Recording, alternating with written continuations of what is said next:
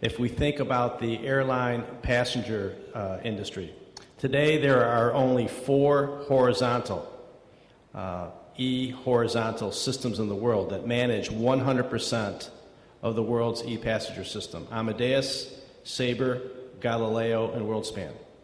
We do not travel anywhere in the world today without our information going into one of those 4 systems. You will see other types of portals.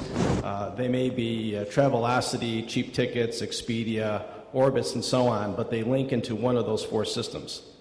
The travel industry was transformed when Sabre came into being some nearly 40 years ago, and it was made available to the travel agents.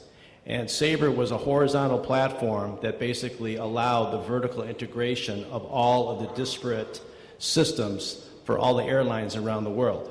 It transformed the airline passenger industry, created quite a bit of efficiency, and now allows us to travel seamlessly around the world from place to place. The global logistics system is very similar in terms of being a global trading platform for the movement of cargo and sharing of information and tool sets between all the trading parties around the world.